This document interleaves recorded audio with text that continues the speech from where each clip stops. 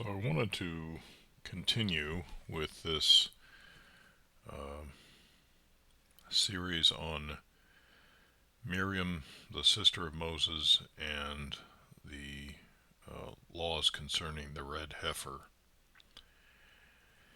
And in the previous part, I had revealed my suspicion based on the close proximity of the chapter on the institution of the ritual of the red heifer, with the mention of the death of Miriam after so many chapters of no mention of her. When last we heard about her, she was stricken with leprosy because she, along with Aaron, had murmured against Moses. So it occurred to me then, if the red heifer is representative or commemorative or a memorial to Miriam, the sister of Moses, who was beloved by the children of Israel, then it could be that the details of the laws concerning the red heifer could be descriptive of Miriam. So in the Mishnah, the laws, specifically Tractate Parah, I might be pronouncing that incorrectly because I have a tendency to get the stress, put the stress in the wrong part of the word, but it it provides some details in addition to Numbers chapter 19. So the red heifer has to be perfectly red, unblemished, and have never been yoked. So it could never have been used to pull a plow or any kind of burden, and whose ashes are used to create a purifying water. So a more detailed breakdown: the heifer must be completely red with no hairs of any other color, including its hooves and horns. Somewhere I think I read it said no black hairs. The heifer must be without any physical defects or blemishes. So I think from this we can conclude that the red heifer then would be a memorial of how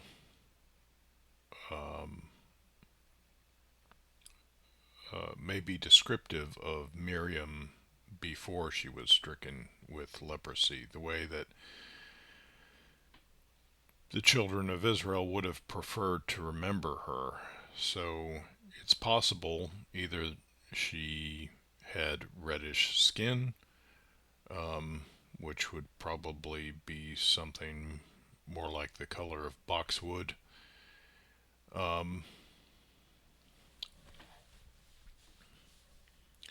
or maybe she had red hair. And she must have been without any kind of birth defects or blemishes. Doesn't explicitly say it anywhere, but maybe she was considered beautiful. Um, and then it says the heifer must never have been used for labor, so she probably didn't do any kind of agricultural work, anything like that. She must have been born naturally and not through a cesarean section, which I think that's almost a given. Uh, it says, while the Torah doesn't specify an age, the Mishnah states that it should be 3 or 4 years old, and older animals can be used, but not younger. So, obviously, Miriam was older than 3 or 4. Um, because livestock, they have a different lifespan than human beings do. Uh, According to Mishnah's tractate Parah, the presence of 2 black hairs invalidates a red heifer. So I guess we could take it that she probably didn't have black hair. Um, if we look at Numbers chapter 19, it says the red heifer shall be without defect, in which there is no blemish, and upon which a yoke has never come. And usually, if I remember correctly, the red heifer's kind of guarded to make sure that it doesn't get blemished, and that no one places a yoke upon it. Um, so it's possible that Miriam was guarded as a young lady to make sure that no man molested her, and and I think it would suggest also the word yoke. It would suggest that, like it was earlier suggested, that she had never been married.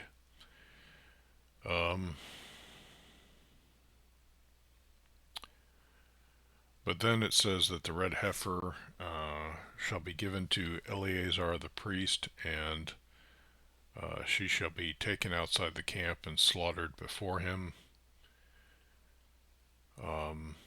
Eleazar the priest shall take some of her blood with his finger and sprinkle some of her blood toward the front of the tent of meeting 7 times. And the heifer shall be burned in his sight. Her skin, her flesh, and her blood with her dung shall be burned. And the priest shall take cedar wood and hyssop and scarlet stuff and cast them into the midst of the burning of the heifer. Now I tried to see if this was a listing, like an anagram, or not an anagram, but a acronym. Some people call it an acrostic, but the first letters are Ayin, Aleph, and I think Shin. And as far as my limited Hebrew vocabulary can see, that doesn't seem to spell anything, but someone with a broader vocabulary might recognize that as meaning something. And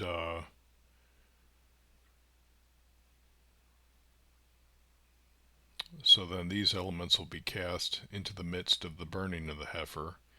Then shall the priest wash his clothes and bathe his body in water, and afterwards he shall come into the camp, and the priest shall be unclean until evening. He who burns the heifer shall wash his clothes in water and bathe his body in water, and shall be unclean until evening. And the man who is clean shall gather up the ashes of the heifer and deposit them outside the camp in a clean place.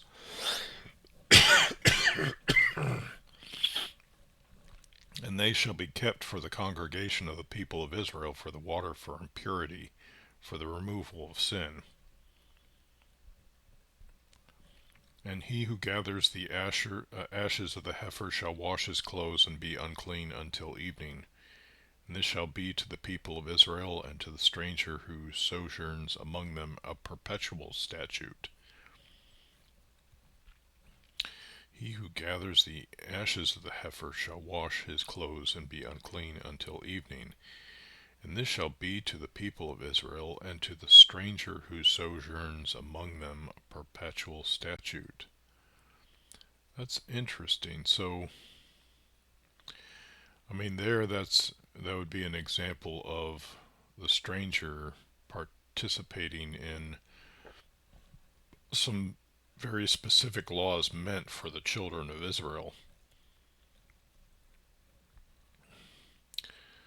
And then immediately it goes into, he who touches the dead body of any person shall be unclean 7 days. Now the figure 7 there occurs earlier in verse 4, where some of her blood shall be sprinkled toward the front of the tent of meeting 7 times. So the proximity, again, seems to suggest that the red heifer is a commemoration of someone who had died, dead body of any person. And he shall clean himself with water on the 3rd day and on the 7th day, and so be clean. But if he does not cleanse himself on the 3rd day and on the 7th day, he will not be clean. That's for someone who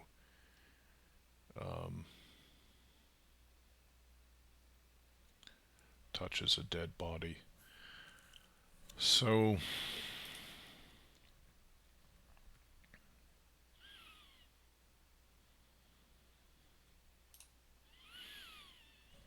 I went to look at the word yoke, and this is it, right? No, this is it. Here we go. So Numbers 19 uses this word yoke, but then before that, Leviticus 26 says, I am the Creator, your deity, who brought you forth out of the land of Egypt, that you should not be their slaves, and I have broken the bars of your yoke and made you walk erect.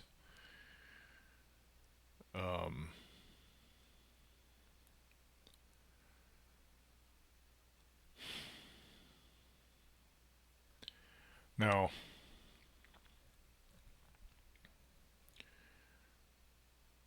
this seems to suggest that the children of Israel had been under the yoke of bondage, obviously, to Egypt. But if the red heifer never had a yoke put upon it, and the red heifer is a commemoration of Miriam, then it's possible then that she didn't have the yoke of bondage on her the same way that the children of Israel, the rest of the children of Israel did, and that she walked erect for her entire life. How might we conclude this? Well, we begin with the birth of Moses. Now a man, in Exodus chapter 2, now a man from the house of Levi went and took to wife a daughter of Levi. The woman conceived and bore a son, and when she saw that he was a goodly child, she hid him 3 months. And when she could hide him no longer, she took for him a basket made of bulrushes and dabbed it with bitumen and pitch, and she put the child in it and placed it among the reeds at the river's bank. So the mother did that, and his sister stood at a distance. So there it says she's standing.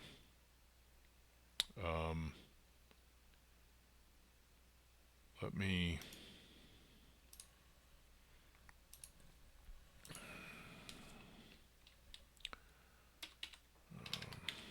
you know,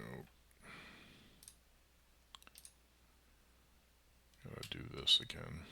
Oh wait, I've already got it here. Okay, so Leviticus 26:13 made you walk erect. Comamute.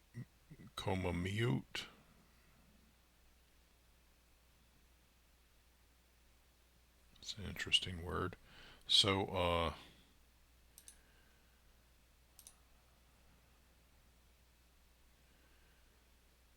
and then here, she stood, yasa. Okay, so two different words. Um, I mean, thematically linked, but not etymologically. Etymologically? Etymologically? How do you pronounce that word? Anyway, is it even a word? Um, so, but anyway, so this is the first mention of Miriam, but it doesn't use her name, which is kind of interesting. It says his sister stood at a distance to know what would be done to him. Now the daughter of Pharaoh came down to bathe at the river, and her maidens walked beside the river. She saw the basket among the reeds, and sent her maid to fetch it. When she opened it, she saw the child, and lo, the babe was crying. She took pity on him, and said, "This is one of the Hebrews' children." Then his sister said to Pharaoh's daughter, "Shall I go and call you a nurse from the Hebrew women to nurse the child for you?" So, for this being royalty, Pharaoh's daughter, like, Miriam seems to be, like, in pretty close proximity to all these maidens attending the daughter of Pharaoh. And Pharaoh's daughter said to her, "Go." So the girl went and called the child's mother. So I'm not sure, but that maybe there's a suggestion here that Miriam was one of the Pharaoh's daughter's maids. And if that's the case, then maybe it's in that sense that Miriam never had a yoke put upon her the way the rest of the children of Israel did.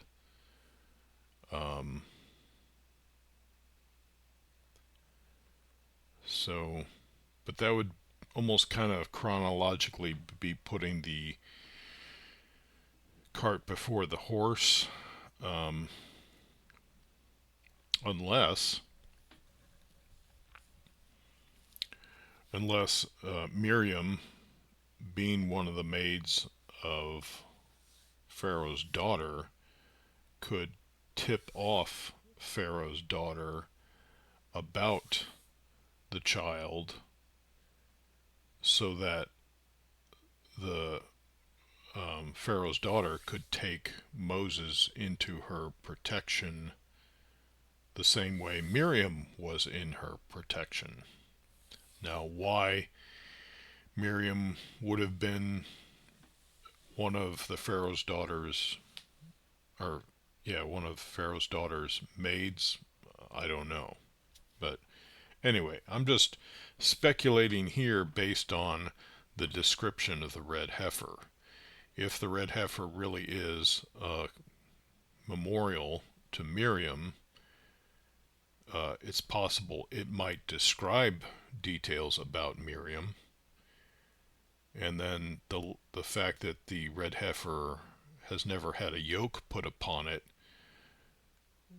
would seem to provide a biographical detail for Miriam, the sister of Moses. So then we have to ask, well, why didn't Miriam have a yoke on her? Why did she stand erect, whereas the rest of the children of Israel were in bondage? Now, like in Flavius Josephus' near these chapters, Flavius Josephus, um, he provides some information that we don't have in the Torah, in the 5 books of Moses.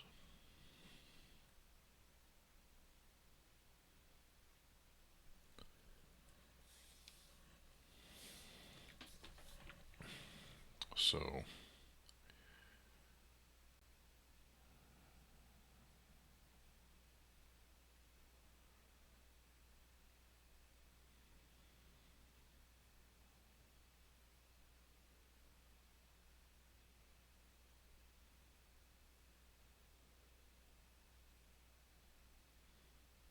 let's see. And Pharaoh's daughter said to her, "Take this child away and nurse him for me, and I will give you your wages." So the woman took the child and nursed him. And the child grew, and she brought him to Pharaoh's daughter, and he became her son. And she named him Moses, for she said, "Because I drew him out of the water." So if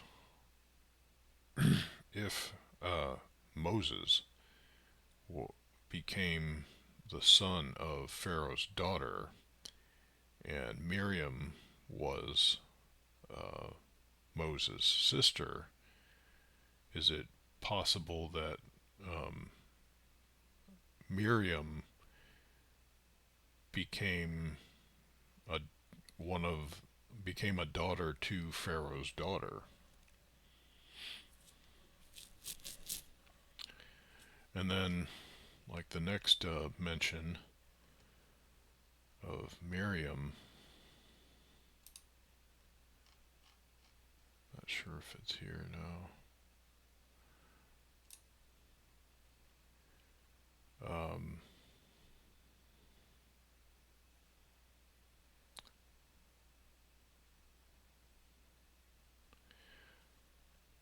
so I can't do it in the RSV. Well, no, I can because there's no apostrophes in Miriam.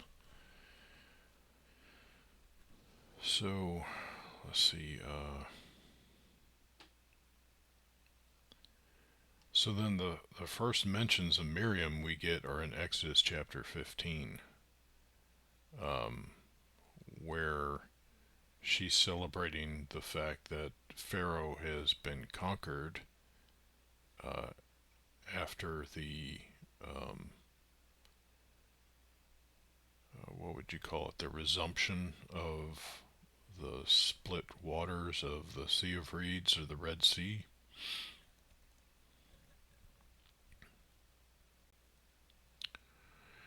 And I think, in fact, that there's a tie-in made to uh,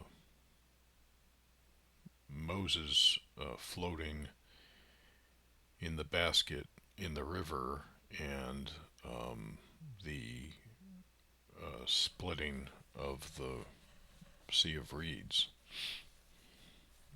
But I forget the exact details of that tie-in at the moment. Um, so I just wanted to cover that, and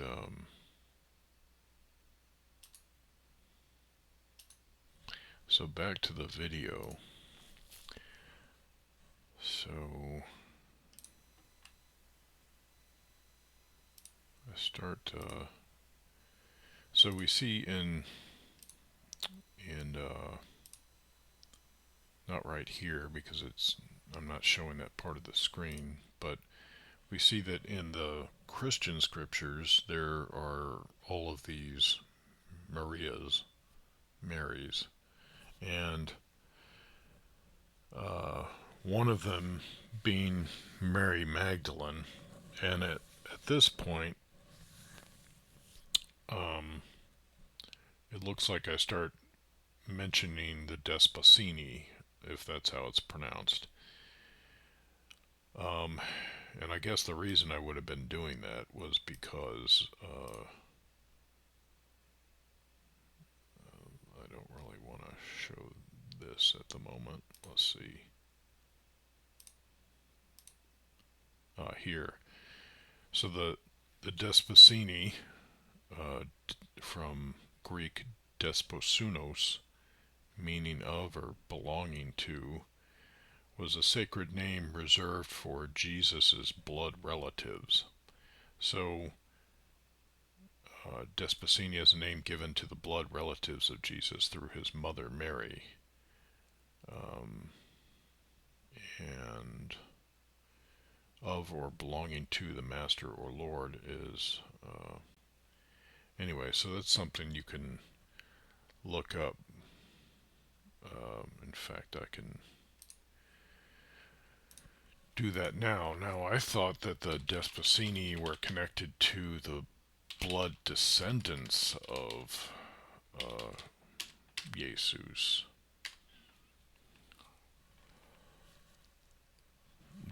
Particularly those claiming descent from him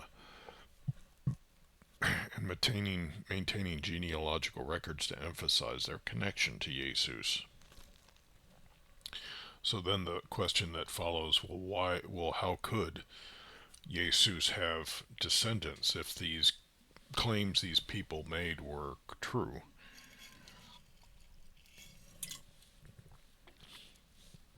Well, some believe that Mary Magdalene was married to Jesus.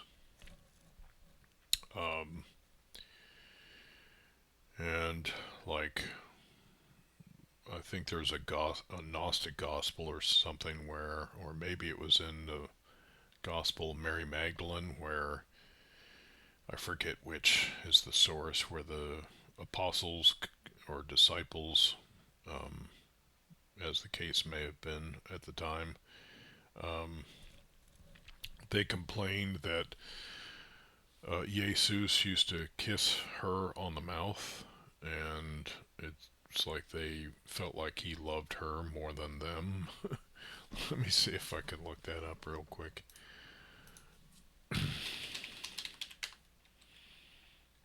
Um,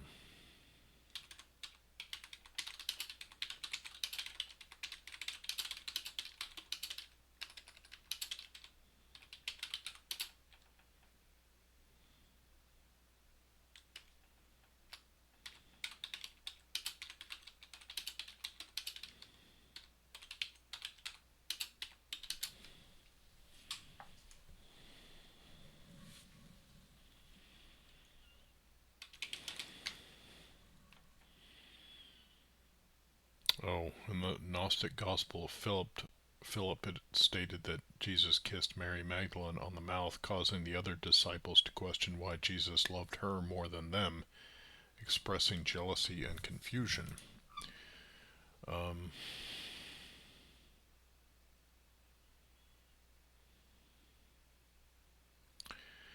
Says the question reveals their jealousy and confusion as they are unable to understand the nature of the relationship between Jesus and Mary Magdalene. That's just ridiculous. Um, uh,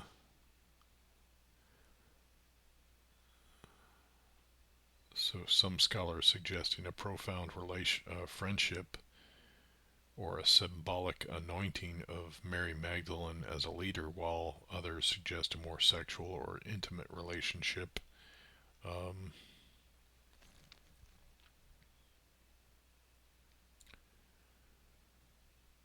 Mary Magdalene is often portrayed in Gnostic texts as the disciple who understands Jesus best, suggesting a unique and intimate relationship with him. Some scholars interpret the kiss as a symbolic representation of the transmission of spiritual knowledge or truth, with Mary Magdalene being seen as a recipient of Jesus' teachings.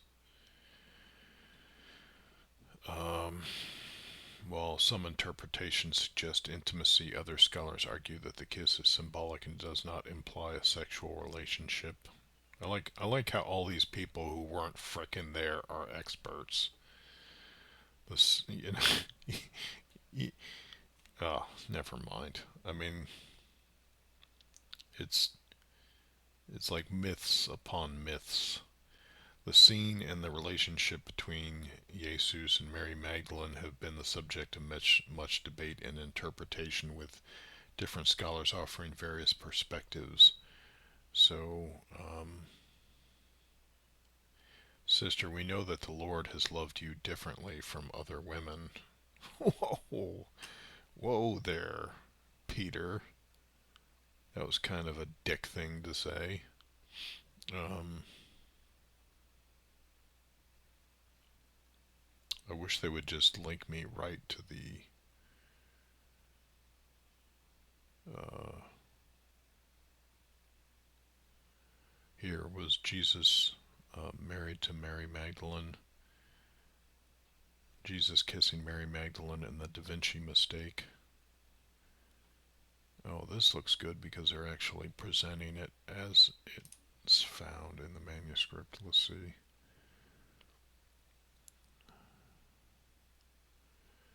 There were three Miriams who walked with the Lord at all times, his mother and his sister and the Magdalene, this one who is called his companion.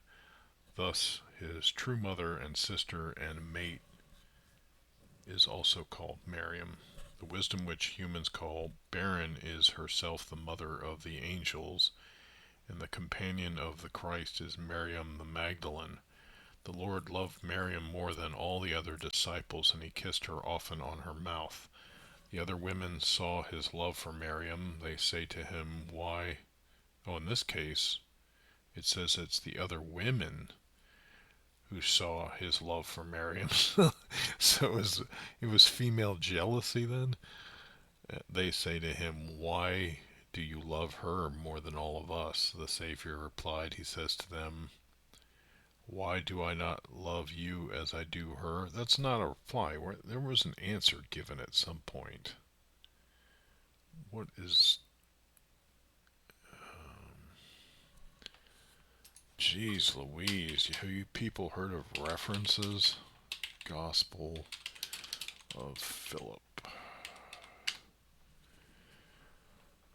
Wikipedia, that's not what I want.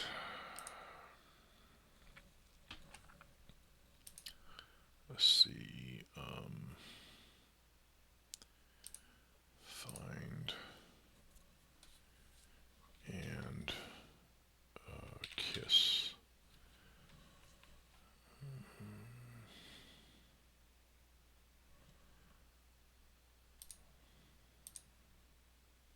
Here we go. Why do you love her more than all of us? The Savior answered and said to them, Why do I not love you like her? When a blind man and one who sees are both together in darkness, they are no different from one another.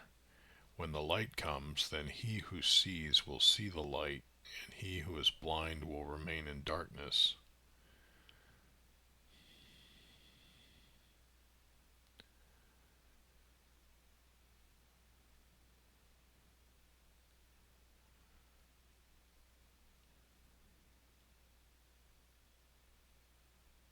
Sounds like a slam. Like he's saying that Mary Magdalene is able to see when the light comes, but that the other disciples remained blind even though the light came.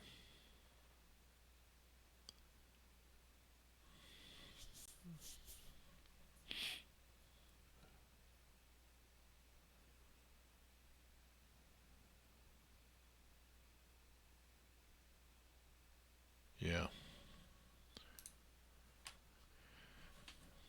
Okay, I can close this and go back to here. So, let me continue.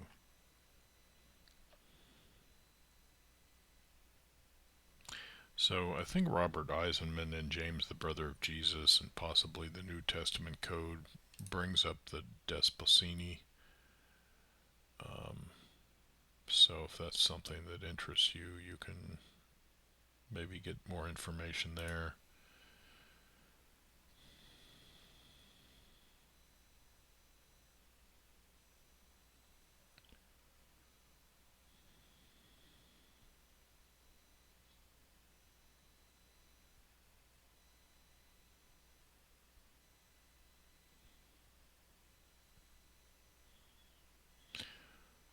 So here I'm looking at the second temple of Herod. Now the word temple, in Hebrew, it just, the word often translated temple is the same word for house.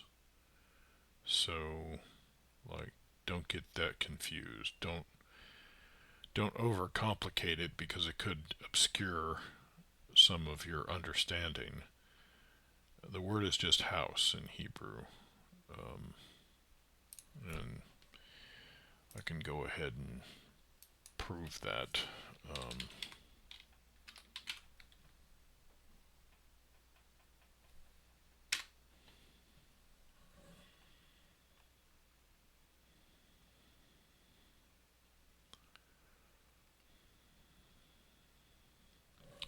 so 1 Samuel 1:9 and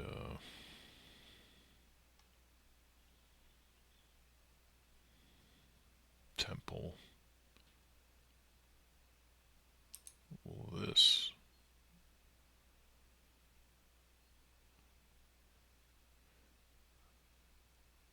interesting. So there is actually a different word, sometimes translated temple. Large public building. But this is not a word that you see used much, if at all, to refer to the temple in Hebrew, from what I've seen. Not in just general conversation. So let's try this again.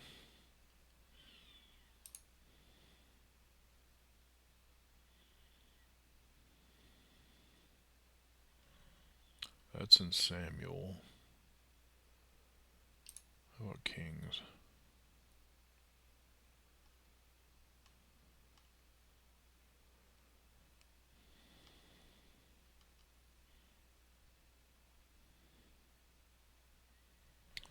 There it's the same. Heifer.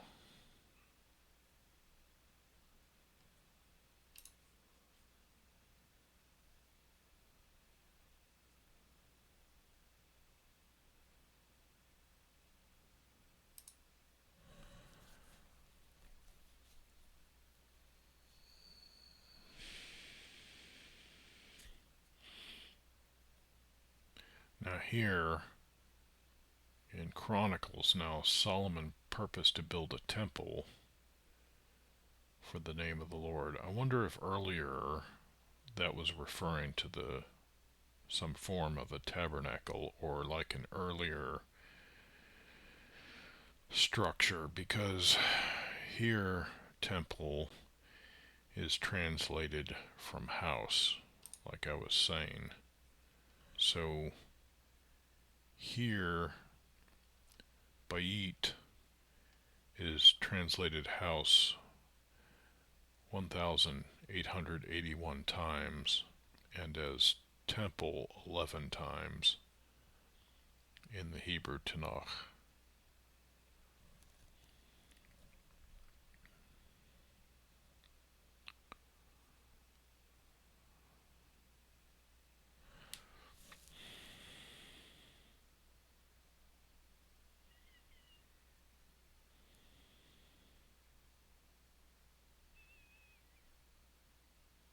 Interesting. Go into the ark, you and all your house.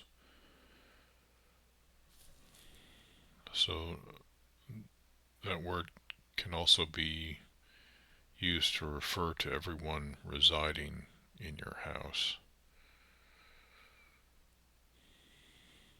So if we go, yeah, that many passages, it's going to be like that, isn't it?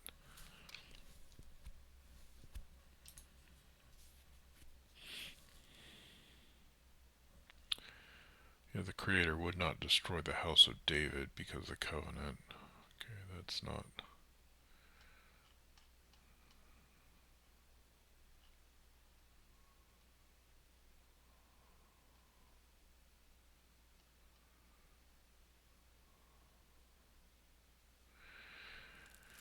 King Uzziah, who was stricken with leprosy, was excluded from the house of the Creator. So usually the temple is described as the house of the Creator.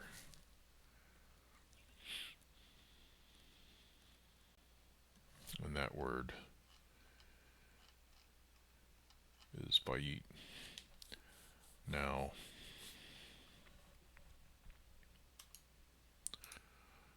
there's another word.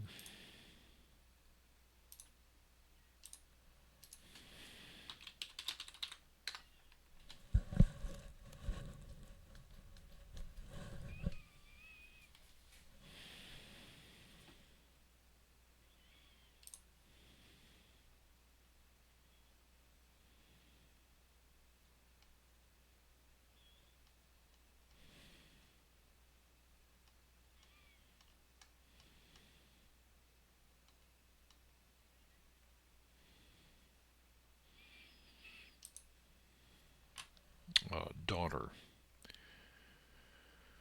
So, whereas house is bait, yud, tet, I guess.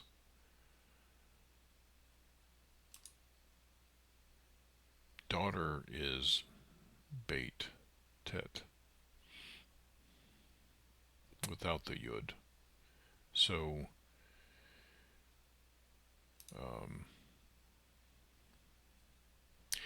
so there's kind of like quasi phonetic connection there between the word for daughter and house. So if we continue, so here's the house of the Creator.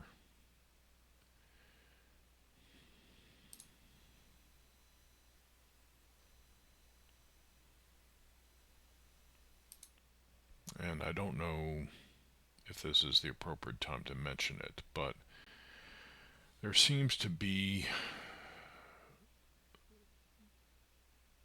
some clues that suggest that the architecture of the temple, the house of the Creator, is feminine anatomy. And this isn't confined to the Hebrew Tanakh. In fact, it's common to temples, because very early temples, it's my understanding, were caves in the ground, and the cave was seen as the womb of Mother Earth.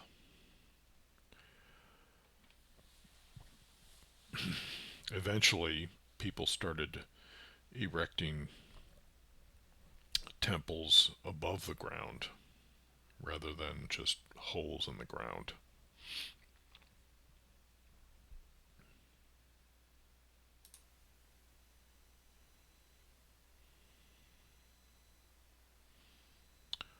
Let's see if I need to jump around here. So here I look up daughter is bought.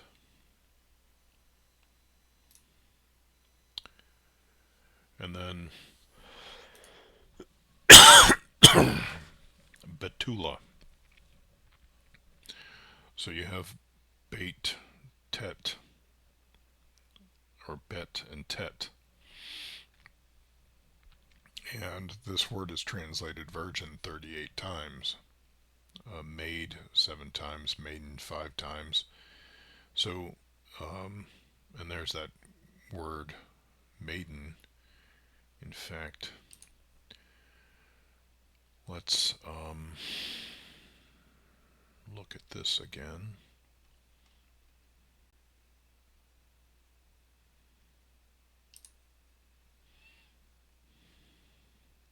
Now, often maiden or maid comes from Alma, the word Alma, and sent her maid. Yeah, here it's Amma. which is without the L, which is interesting. I've never seen that before. So there is the daughter of Pharaoh, Bot, but there's no use of the word Betula there. In fact, if let me look at the video. That's Hebrew Strong's number 1330, is it?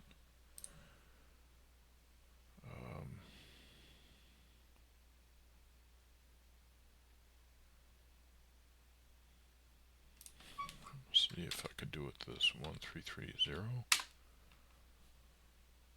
Yeah, Betula.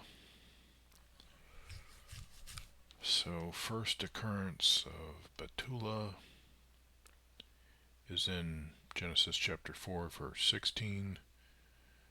I think this is Rivka.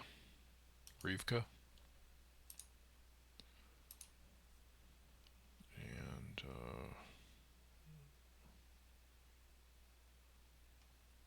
well, that's not helping.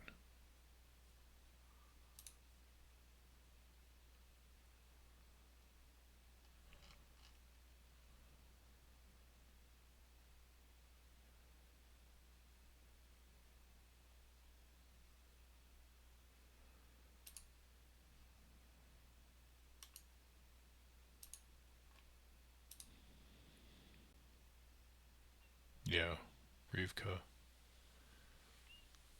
So it says that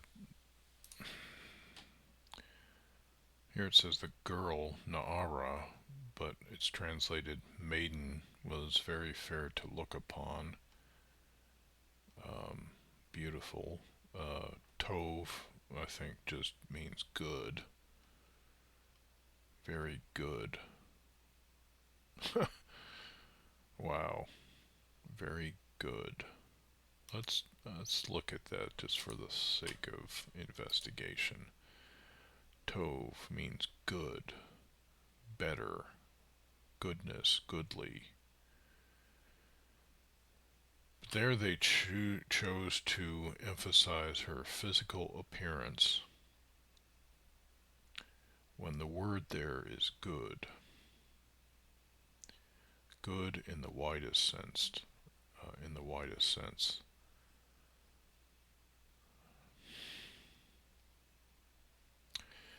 And God saw that the light was good.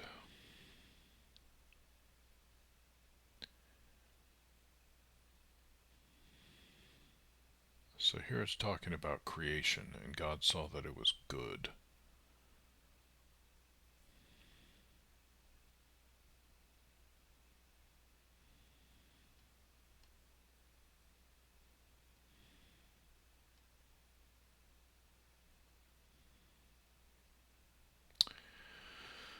But of the tree of knowledge of good and evil you shall not eat, for in the day that you eat of it you shall die. And it is not good that the man should be alone. So that's an example, I think, of Western interpretation. Like, Western interpretation places value on Rivka's appearance and assumes that Tov means beautiful, whereas we see that there are passages where Tov means good in a less aesthetic way, to be sure. And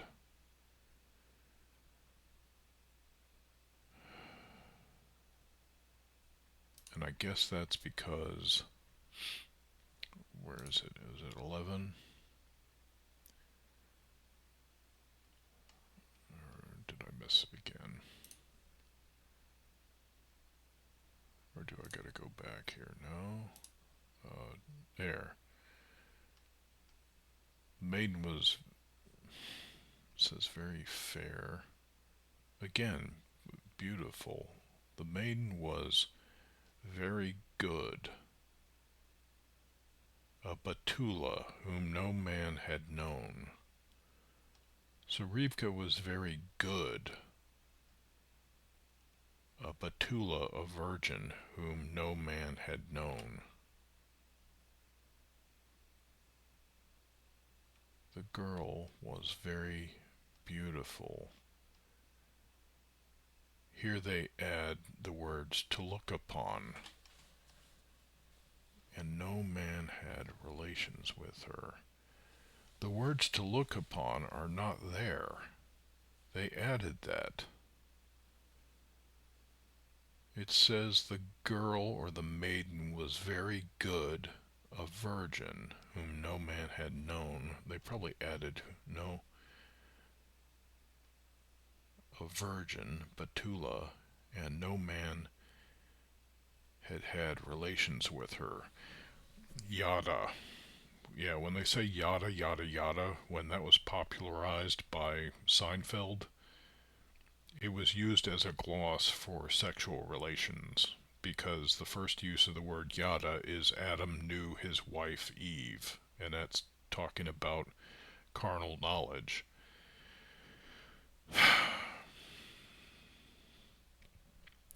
So if Betula means a physical virgin, then the words and no man had had relations with her seems redundant.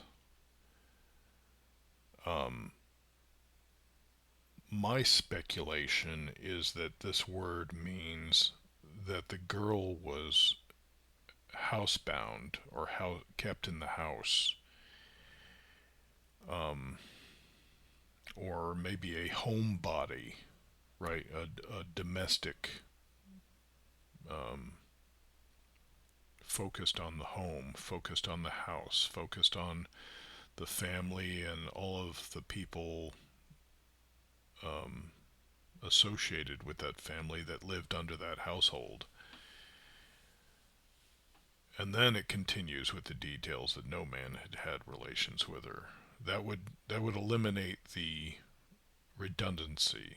Now, it might be, as is often argued for the word Alma, that it's a foregone conclusion that the girl would be a virgin, but when the law talks about instances of rape, I don't know how that could be a foregone conclusion.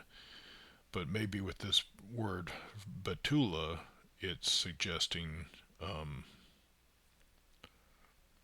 it's suggesting that because the girl was housebound, she was a virgin. Or it's possible that this is referring to a girl who maybe is like a Vestal virgin of sorts who attends an early, more family based version of a temple, a house, a sacred house. Now, but then we would have to look at other mentions of Betula. We don't get another one until Exodus 22 if a man seduces a virgin who is not betrothed. So that seems to suggest that the word does mean virgin, making you wonder what was up with the redundancy of saying whom no man had known. If a man seduces a virgin who is not betrothed and lies with her, he shall give the marriage present for her and make her his wife. And then, or his virgin sister who is near to him because she has had no husband.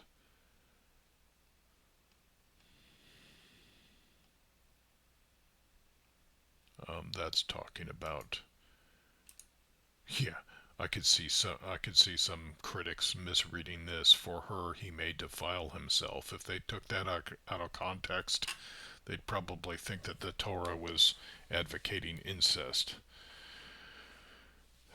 So, but Leviticus 21, that's talking about speak to the priests, the sons of Aaron, say to them that none of them shall defile himself for the dead among his people. So it's talking about if his virgin sister had died, then he may defile, become ritually unclean, um,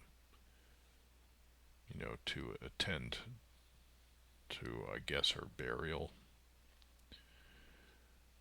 So, um,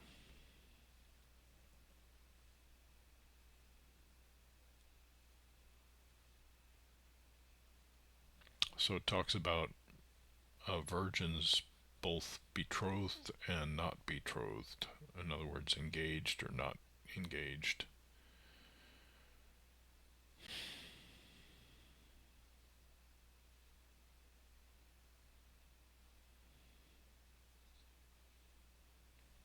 Here they do it again. 400 young virgins who had not known man by lying with him. Why the redundancy there? It's almost like the word Betula had lost its meaning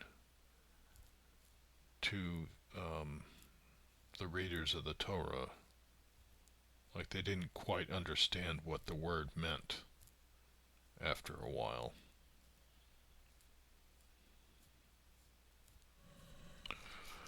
So, anyway, let's continue.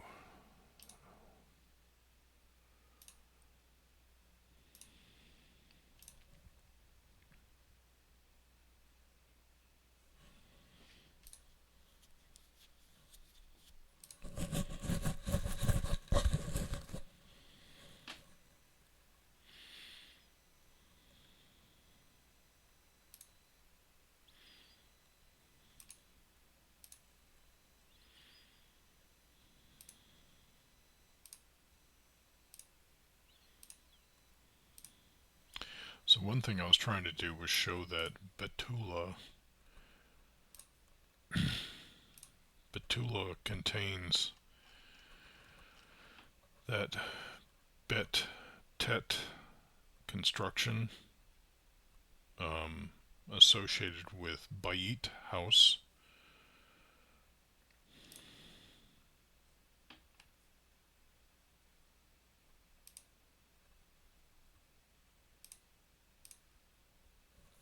And here I thought I was certain that labia referred to walls in the Greek of the New Testament, but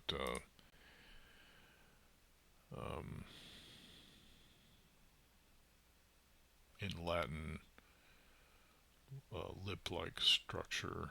So I was actually thinking it might refer to transactions of walls. Yeah, it's not. I'm not hitting anything here when I went over here. And I think it had something to do. I think I was making a connection between that and labyrinth. Let me see.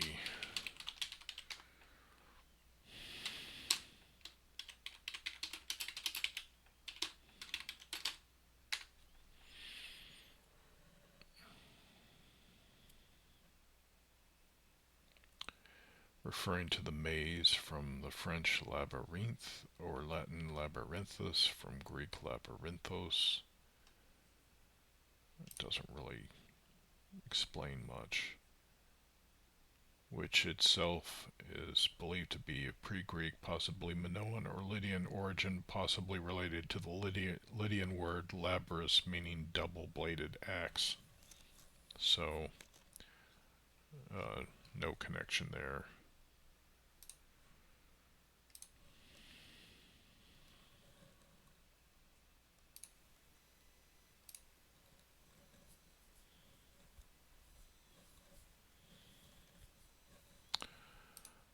So, in this picture, I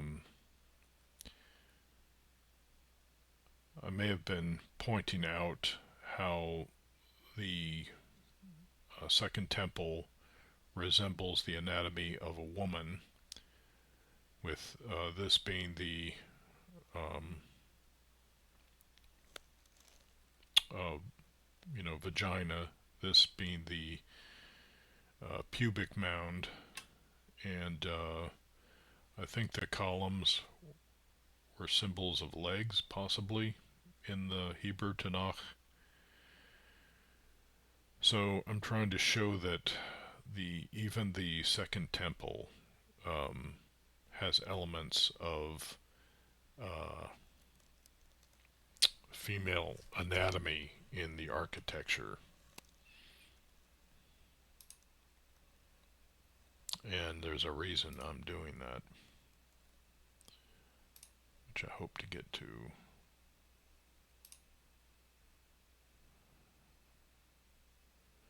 Here I'm trying to find a specific picture. I think maybe it's right there, where it's described that there was a diadem um, over the doorway. So, and it was a sparkling, like golden diadem or something. And I think it was donated by Queen Helen of Adiabene or something. I'm not sure how to pronounce that, but she was a famous convert to Judaism, and she also had installed a plaque with the scripture about the ritual of the adulterous woman drinking the solution that would either prove her innocence or her guilt, making one wonder if she was required to drink that solution in order to prove her innocence or guilt. But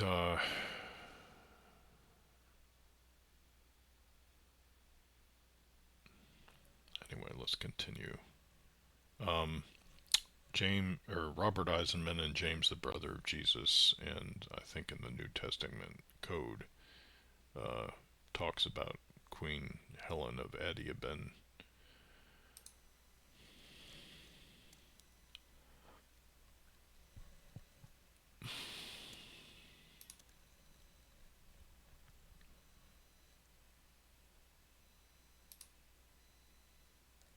So here, this is an important thing, not to easily gloss over it. So here, we have this famous temple in Athens, so a famous ancient Greek temple called the Parthenon. And anyway, this word is connected to, I think I've got it here, if I could just,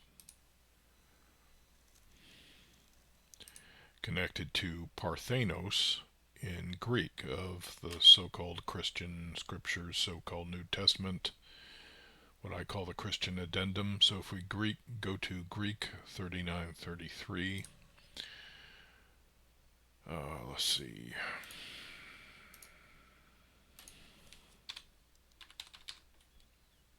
And we'll do that in the Revised Standard Version. Parthenos. So this Greek word is translated virgin 14 times. And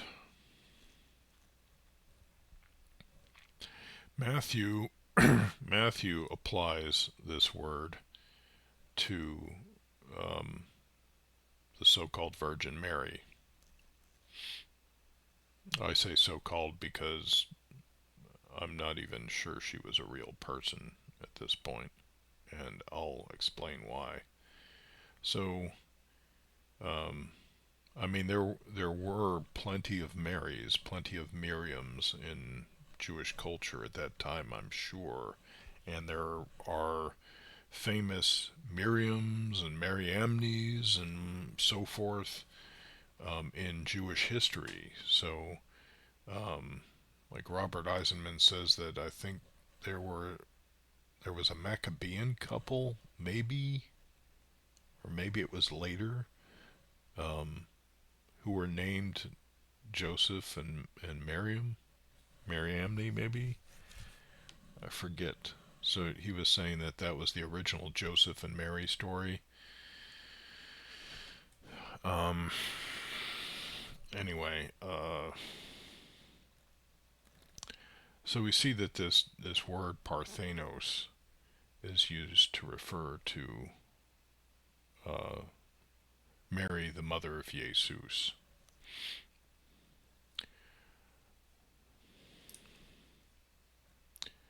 and that the Parthenon is a temple named after a virgin. In fact, if we look it up real quick,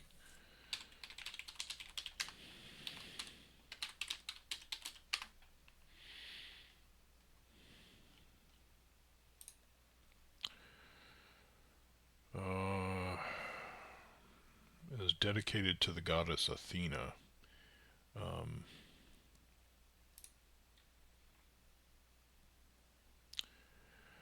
Athena is an ancient Greek goddess often associated with wisdom, warfare, and handicraft. It was later syncretized with the Roman goddess Minerva. She was regarded as the patron and protectress of various cities across Greece. Um, Aegean palace goddess. From her origin as an Aegean palace goddess, um, let's see. She was a warrior goddess believed to lead soldiers into battle. Um, Athena was believed to be born from the forehead of her father Zeus.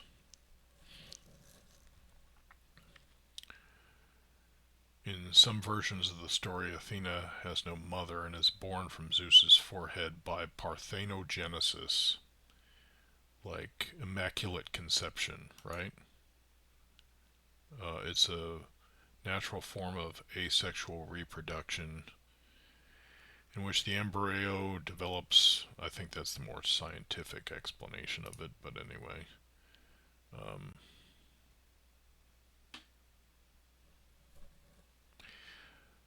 so she was known as Athena Parthenos, Athena the Virgin. In one archaic Attic myth, the god Hephaestus tried and failed to rape her, resulting in Gaia giving birth to Erichthonius, an important Athenian founding hero. Um, Athena was the patron goddess of heroic endeavor.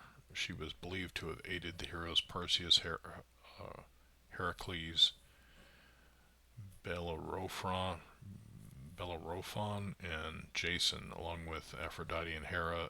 Athena was one of the three goddesses whose feud resulted in the beginning of the Trojan or Trojan War. So, so we see that Athena was supposed to be a virgin. So that would be why the Parthenon is the temple to Athena is referred to as the Parthenon, which I assume means the house of the Virgin or something.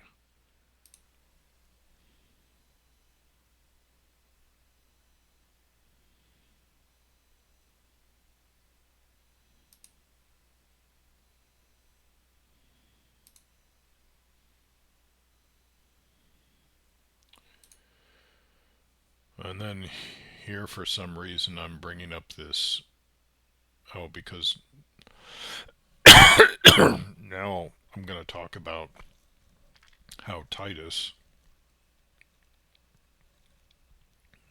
What's that right there? Who was that? Was that Vespasian? Vespasian. So that's a coin of Vespasian. And here, this says it's a Roman Emperor Titus. Um, can't tell by the lettering. But I've seen, I think, either Robert Eisenman or Joseph Atwill show off this coin, or this coin is a depiction of the Roman victory over uh, the Maiden of Israel, and here there's this Roman legionnaire, centurion, or general, and it looks like he has a long symbolic phallus sticking out, and then I think someone captioned this as the humiliated um, daughter of Israel or something. So I guess it's suggesting that he, with his big schlong, he raped the daughter of Israel. So, so remember that Titus was the man who was the last man to stand in the sanctuary, the holy place of the temple, and he was a Gentile, and he was standing there as the temple was burning down, the temple in Jerusalem.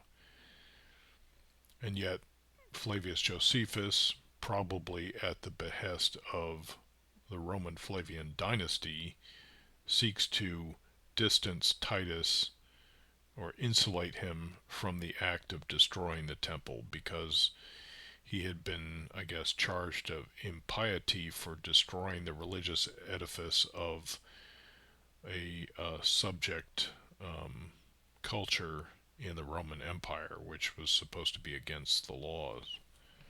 So, to continue, let's see.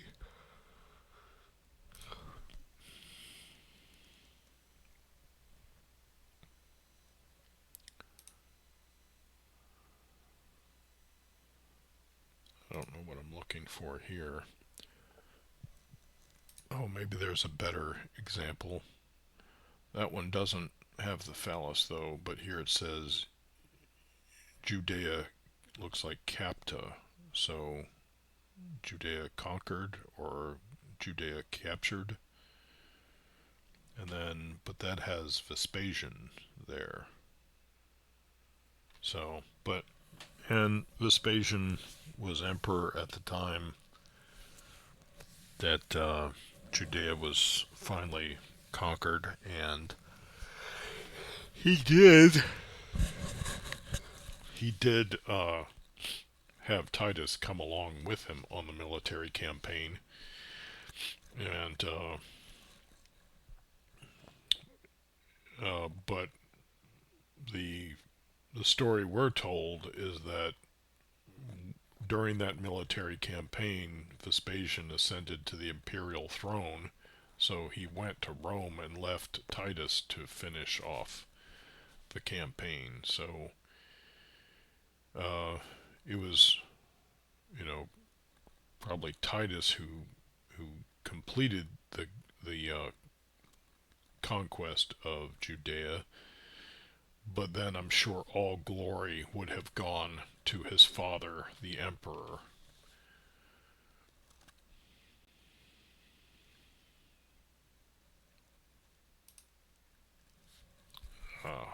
Okay, so this is something from Flavius Josephus. So I'm going to stop here. And what is this? This is 4421. And yeah, so this has been part 2. And I hope you've gotten something out of it. And maybe gotten an idea how these different